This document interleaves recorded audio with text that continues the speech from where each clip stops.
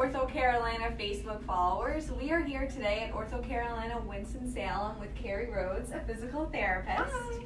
And Carrie authored our two 10K training plans, one for advanced and one for beginner runners, and they are going to help you train for the Around the Crown 10K and the OrthoCarolina 10K Classic in Charlotte.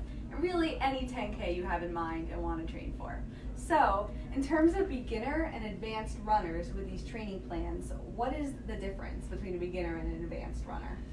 So beginner would be somebody who's kind of starting out for the first time. This might be one of the first races they're wanting to do, or they're wanting to move from doing a 5K to doing a 10K and are not quite sure how to navigate the longer distance. Right.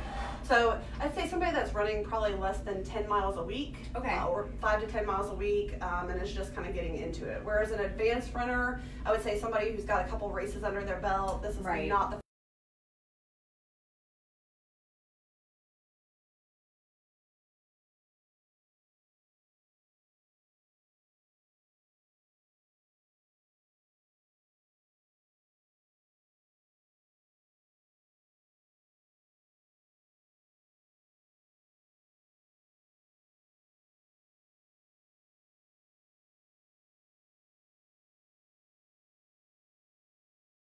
so it's going to kind of maintain your cardiovascular fitness, but it will decrease some of that pounding on your legs that you get from running on a regular basis. Yoga is a great thing as well. It's not quite as much cardio, but it's great for flexibility. So if you want to supplement a yoga class here and there, that's typically the kind of stuff for cross training. Okay, and some of our viewers were asking about the difference between a beginner run, an easy run, and then more of a speed work related run. So can you explain what the difference is there? So speed work is kind of intentional, more about what your goal pace is going to be. You don't want to run all your miles at that pace, because if you're training at that pace, you're going to burn out pretty quickly. You're going to be more prone to injuries. So those easy runs are meant to just kind of get the miles under your legs. You're doing the work, you're getting some of the miles in, but you're not putting that same pounding effort through each run. Whereas the easy, the more speed work is more geared towards, okay, this is what I want to go in my 10K, and if I break it down mile per mile, I want to kind of gear those speed work towards that tempo.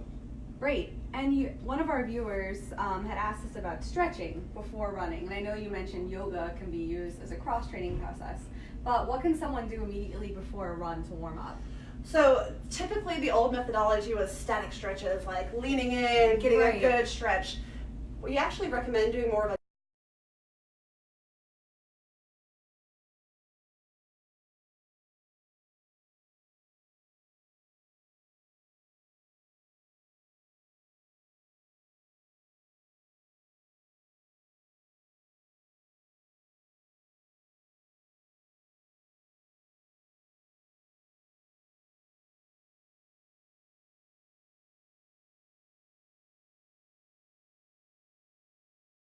down, let the muscles cool down a little bit. And I do a little bit of static stretching. I tend to have really tight calves, and I find if I don't actually stretch them well, I don't get they don't ever get that flexibility.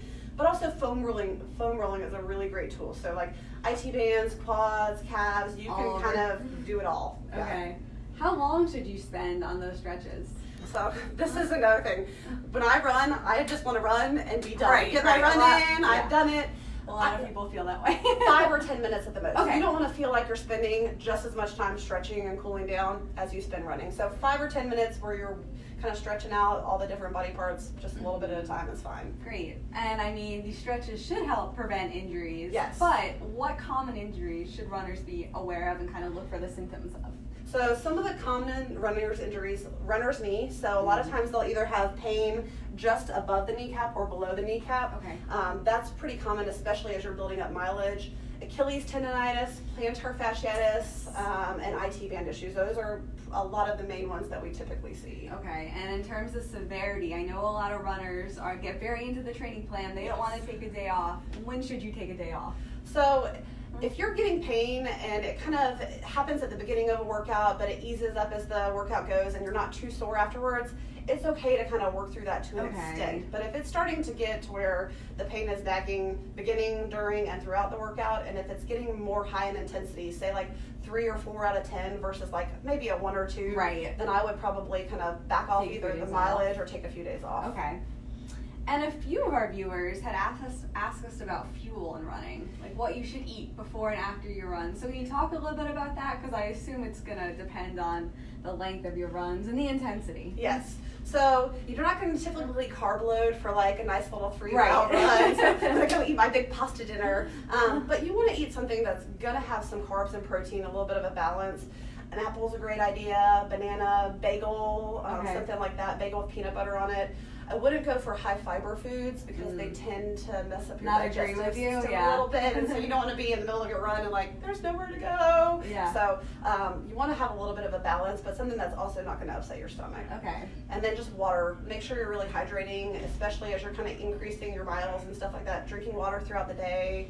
And then if you wanted to kind of use an electrolyte substitute inside of it, like Noon or something like that, that you could add into the water. Okay. And a lot of runners just kind of get up and go in the morning. Do you recommend they stop and eat something before they do that, or? Yes, I would eat a little bit of a snack so that you can have little snack crackers, like the little Belvita snack crackers or something like that, or a quick and easy thing that you can like eat right before you go for a run. Because if you're running on an empty stomach, you want a little bit of something. Something. To burn some fuel. And now you all may notice that we are indoors today. We had originally planned to do this Facebook Live outside, but the weather had other plans. So speaking of weather, what do you recommend for running in the heat? So heat is going to be one of those ones where you want to listen to your body. You're going to be running at a much higher intensity when it's hot outside, so your heart rate, you want to be kind of cognizant of that.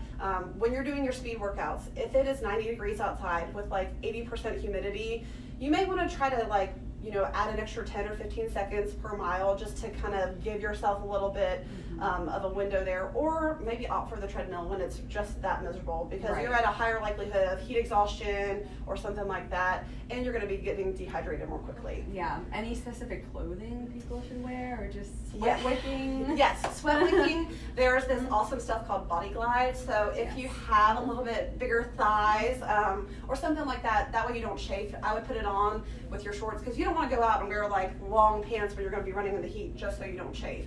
So there's stuff like Body Glide. You can kind of put it under your arms where you would typically get some of that chafing from where your arms are going to be going, or right in between your thighs where your shorts are going to be, that kind of thing. Awesome. And this is the first race for a lot of our viewers and a lot of people following training plans. So what final words of encouragement and advice would you give them? Have fun. Don't take yourself too seriously. If this is the first race you're training for, enjoy it. It's going to be a learning process.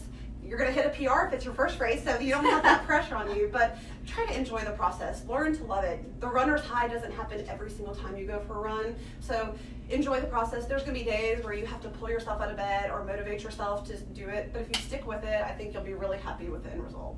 Great. Well, thank you to everyone watching today, and thank you, Carrie, so much for being here with us. And if you're interested in our 10K training plans, please head to OrthoCarolina.com and head to our media center, and you'll find them there.